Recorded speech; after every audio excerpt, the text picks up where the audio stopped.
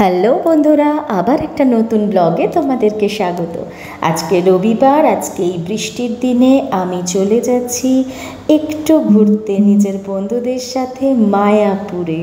এত সুন্দর ওয়েদার, চা না খেয়ে তো থাকতে পারবো না, তাই জন্য চা, তারপরে এই সর ভাজা আর সরপুরিয়া, এই দুটো ছাড়া তো কোনোভাবেই মায়াপুরে গিয়ে খাবো না, হতে পারে না।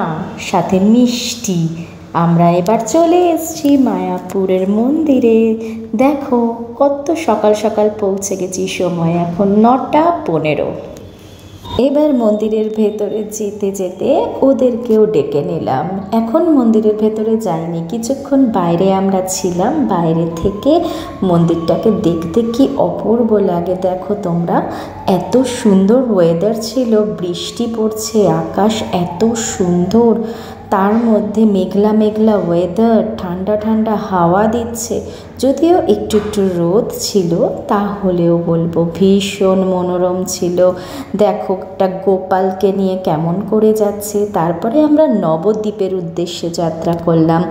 নবদ্বীপে গিয়ে আমরা পোড়ামা তলায় পুজো দিলাম। আর দেখো গঙ্গার ঘাট থেকে কি সুন্দর লাগে মায়াপুরটাকে, এত সুন্দর। এটা কিন্তু বিকেলের ওয়েদার, দেখো কত সুন্দর লাগছে মন্দিরটা।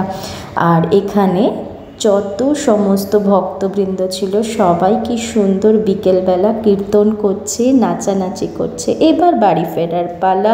মন ভীষণ খারাপ, যদিও আমরা আরতি দেখে তারপরেই ফিরেছি। টাটা।